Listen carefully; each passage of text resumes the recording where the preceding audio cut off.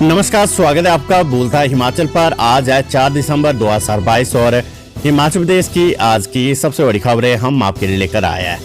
हमेशा की तरह आप इस वीडियो को लाइक कर दीजिएगा। चैनल पर नहीं जुड़े चैनल को आप सब्सक्राइब जरूर करें। पेश है आज की सबसे बड़ी खबरें। विधानसभा चुनाव मतगणना के बाद भी 6 महीने तक सुरक्षित रहेगी ईवीएम और वीवीपैट मशीन। हिमाचल प्रदेश विधानसभा चुनाव में इस्तेमाल की गई इलेक्ट्रिक वोटिंग मशीनों, ईवीएम और वीवीपैट मशीनों को मतगणना के बाद भी 6 महीनों तक सुरक्षित रखा जाएगा। चुनाव आयोग ने किसी भी प्रकार के कानूनी विवाद से बचने के लिए कड़े निर्देश दिए हैं। चुनाव आयोग ने मतगणना अधिकारियों और कर्मचारियों को दूसरे दिन भी मतगणना का प्रशिक्षण देते हुए कहा है कि मतगणना के बाद सभी प्रत्याशियों के एजेंटों के हस्ताक्षर कराने अनिवार्य है। आयोग चाहता है कि मतगणना के बाद किसी भी विवाद से बचा जा सके। मतगणना केंद्रों में तैनात अधिकारियों और कर्मचारियों को कड़े निर्देश दिए गए कि वे चुनाव नतीजे घोषित होते अधिकृत एजेंटों के मौके पर ही तुरंत हस्ताक्षर कराए जाए। ये एजेंट वे होने चाहिए जिनको प्रत्याशियों के अधिकृत पत्र पर मतदान केंद्र में प्रवेश करने के लिए चुनाव आयोग के फोटो पहचान पत्र जारी किए हो। विधानसभा चुनाव ड्यूटी में तैनात पुलिस कर्मियों ने भी मांगा मानदेय।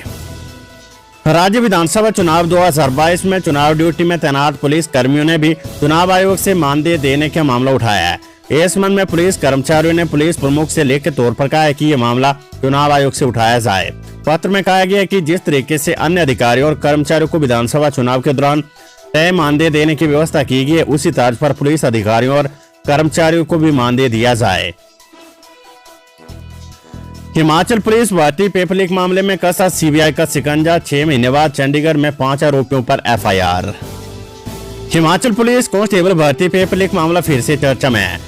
मामले में सीबीआई ने करीब 6 महीने बाद एफआईआर दर्ज की है। बता दें कि हिमाचल सरकार ने 17 मई 2022 को पुलिस भर्ती की लिखित परीक्षा के पेपर लीक मामले की जांच सीबीआई को सौंपने का फैसला लिया था। सीएम जयराम ठाकुर ने कैबिनेट मंत्री और अफसरों से मीटिंग करने के बाद यह निर्णय लिया था। अब सीबीआई ने 5 आरोपियों के खिलाफ चंडीगढ़ में एफआईआर दर्ज की है। बता रहे कि पुलिस कांस्टेबलों के 1334 पदों की भर्ती के लिए बीते 27 मार्च को प्रदेश भर में 81 केंद्रों में लिखित परीक्षा हुई थी। 5 अप्रैल को रिजल्ट आया था। उधर इस मामले में पुलिस अब तक 116 अभ्यर्थियों समेत कुल 171 से अधिक आरोपी गिरफ्तार कर चुकी है। इनके खिलाफ शिमला, कांगड़ा और सोलन के आरकी कोर्ट में 3 चार्जशीट दायर की जा चुकी है। 8 दिसंबर से शुरू होगी 11वीं कक्षा के 1800 विद्यार्थियों की ऑनलाइन कोचिंग। सरकारी स्कूलों के 11वीं कक्षा के 1800 विद्यार्थियों के लिए 8 दिसंबर से ऑनलाइन कोचिंग शुरू की जा रही है। उच्च शिक्षा निदेशक डॉक्टर अमरजीत कुमार शर्मा अगले सप्ताह इस कार्यक्रम का शुभारंभ करेंगे। इसको लेकर अवंती फेलो द्वारा तैयारियां की जा रही है। इस कोचिंग के लिए चयनित विद्यार्थियों को व्हाट्सएप ग्रुप से जोड़ा जा रहा है।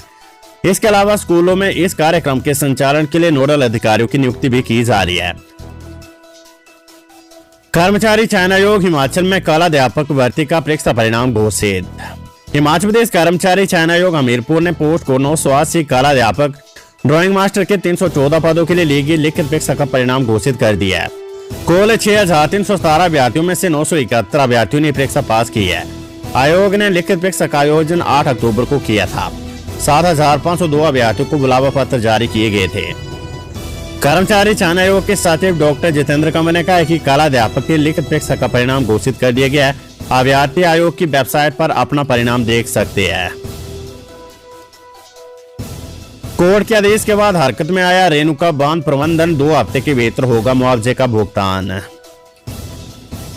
हिमाचल प्रदेश के सिरमौर जिला एवं सत्र न्यायाधीश सिरमौर के आदेश के बाद रेणुका बांध प्रबंधक हरकत में आ गया है। बांध प्रबंधन ने भू अर्जन अधिकारी LAO को संबंधित भूमालिकों को 15 दिनों के भीतर राशि का भुगतान करने के निर्देश दिए हैं। बताया जा रहा है कि ये राशि भू अर्जन अधिकारी शिमला की ओर से विस्थापकों को दी जानी है। इसको लेकर बांध प्रबंधन ने विशेष तौर पर भू अर्जन अधिकारियों को ईमेल भेजकर संबंधित भूमालिकों की राशि को अदा करने को कहा है। अब उद्योग विभाग ने नकली दवाइयां बनाने वाली कंपनी को भेजा नोटिस। हिमाचल प्रदेश प्रदूषण नियंत्रण बोर्ड के बाद अब उद्योग विभाग ने भी फ्रेजल फार्मुलेशन कंपनी को नोटिस जारी कर दिया है। विभाग ने 7 दिन के भीतर जवाब मांगा है। कंपनी ने उद्योग विभाग को बिना सूचित किए इस प्लांट को सरा एंटरप्राइजेस को सौंपने की तैयारी की थी। फ्रेजल फार्मुलेशन कंपनी के संचालकों ने उद्योग विभाग से प्लॉट नंबर 21 को किसी और उद्देश्य से लिया था, लेकिन यह नकली दवाएं बनाने का कार्य चल रहा था। मतगणना तक पुलिस अधिकारियों की छुट्टियों पर रोक, काउंटिंग के लिए प्रदेश भर में बनाए 59 केंद्र। विधानसभा चुनाव की मतगणना को लेकर प्रदेश के मतगणना केंद्रों पर पुलिस का पहरा रहेगा। इसके लिए करीब 6000 जवान तैनात किए जाएंगे। प्रदेश के जिलों में करीब 2800 अतिरिक्त पुलिस जवान मतगणना के लिए जिलों में भेजे जाएंगे। हिमाचल प्रदेश में 8 दिसंबर को विधानसभा चुनाव के परिणाम घोषित होंगे। विधानसभा चुनाव की मतगणना होने तक प्रदेश के पुलिस अधिकारियों और कर्मचारियों की छुट्टियों पर रोक लगा दी गई है। प्रदेश के सभी जिलों के पुलिस अधिकारियों को अपने स्टेशन पर मौजूद रहने के लिए कहा गया है। विधानसभा चुनाव की मतगणना के लिए प्रदेश की सुरक्षा की स्थिति को ध्यान में रखते हुए पुलिस विभाग द्वारा सभी सुरक्षा प्रबंधों के पुख्ता प्रबंध किए गए हैं। इसके अलावा पड़ोसी राज्यों के साथ लगती सीमा पर 108 बैरियरों एवं एंट्री पॉइंट्स को भी सील किया जाएगा। कड़ी सुरक्षा के बीच 59 जगहों पर मतगणना की जाएगी। स्पेशल क्लासेस के नाम पर लूट रहे प्राइवेट स्कूल, अभिभावक विरोध में उतरे। शहर के कुछ एक निजी स्कूलों द्वारा फरवरी 2023 में 10वीं और 12वीं कक्षा के छात्रों के लिए स्पेशल क्लासेस आयोजित करने के एवज में प्रति छात्र 3000 रुपए अतिरिक्त फीस वसूली जा रही है। छात्र अभिभावक मंच ने स्कूल प्रबंधन पर खुली लूट का आरोप लगाते हुए इस निर्णय को जल्द वापस लेने की मांग की है। छात्र अभिभावक मंच का कहना है कि यदि खुली लूट का फैसला वापस नहीं लिया गया तो छात्र अभिभावक मंच सड़कों पर उतरकर आंदोलन करेगा। साथ ही शिक्षा निदेशालय का घेराव कर विरोध प्रदर्शन करेंगे। मंच ने उच्चतर शिक्षा से निजी स्कूलों की मनमानी लूट पर रोक लगाने की मांग की है। मंच के संयोजक विजेंद्र मेहरा और सदस्य विवेक कश्यप ने कहा है कि निजी स्कूलों के इस प्रकार के निर्णय से स्पष्ट है कि निजी स्कूल मनमानी लूट व तानाशाही कर रहे हैं। शिक्षा विभाग के निर्देशों और कानूनों के अनुसार छात्रों व अभिभावकों से तय वार्षिक फीस के अलावा अतिरिक्त फीस नहीं वसूली जा सकती। ये कक्षाएं फरवरी 2023 में आयोजित होनी है। इसके लिए फीस जमा करवाने के निर्देश स्कूल प्रबंधन द्वारा दिए जा रहे हैं। ऐसे में छात्र अभिभावक मंच ने इस निर्णय को वापस लेने की मांग की है। साथ ही आंदोलन की चेतावनी भी मंच ने दी है।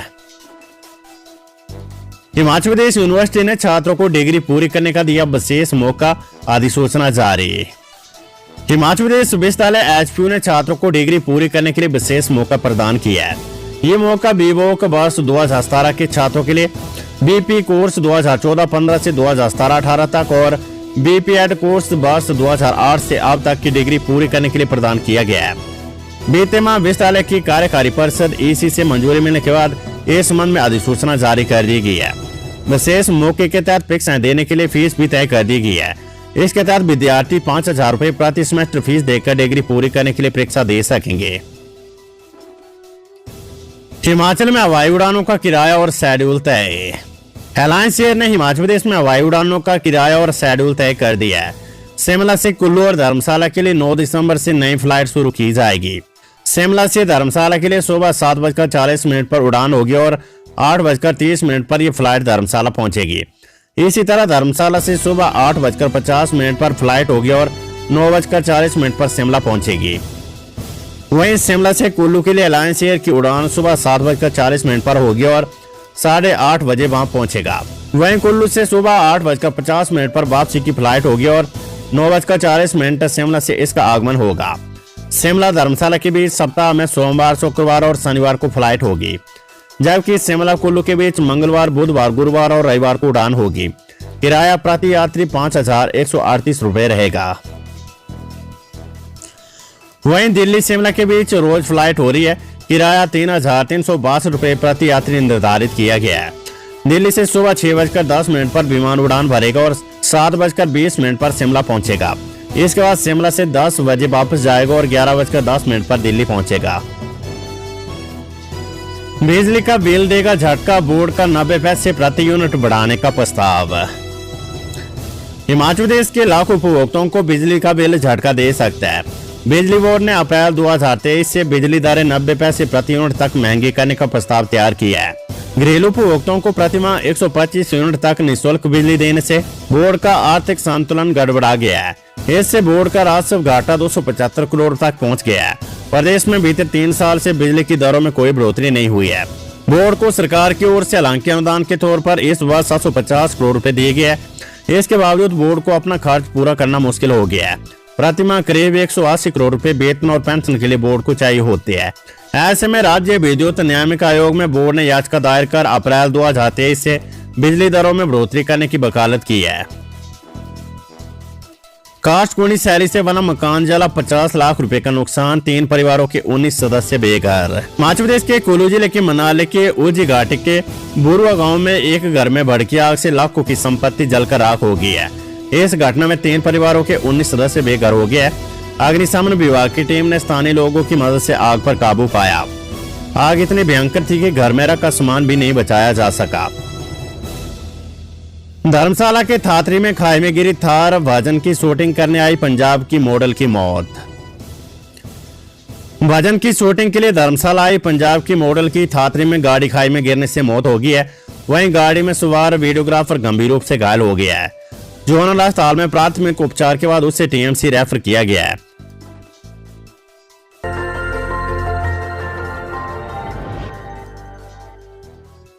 Weather update. मैदानी जिलों में धुंध ने बढ़ाई परेशानी, जनजातीय क्षेत्रों में जम गए झीलें और झरने।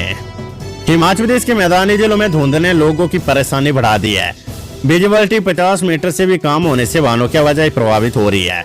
बिलासपुर, कांगड़ा, हमीरपुर और मंडी जिले के कई क्षेत्रों में शनिवार सुबह और शाम के समय घनी धुंध छाई रही। 5 दिसंबर तक धुंध पड़ी रहने का येलो अलर्ट जारी हुआ है।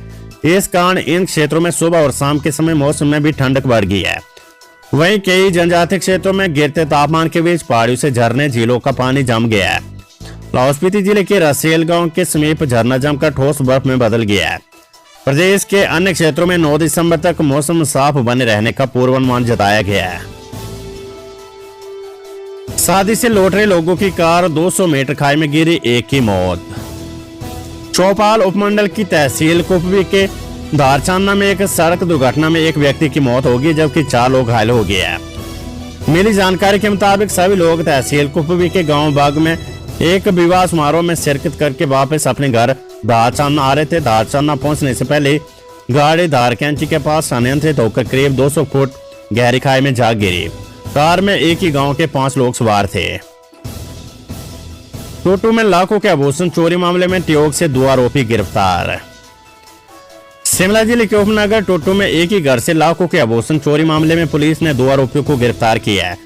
पुलिस ने दोनों को ट्योग में पकड़ा। आरोपियों की पहचान बलवीर और फछेलू और पवन कुमार निवासी ट्योग के तौर पर हुई है। इन्होंने 19 नवंबर को टोटू में एक घर में चोरी की वारदात को अंजाम दिया था।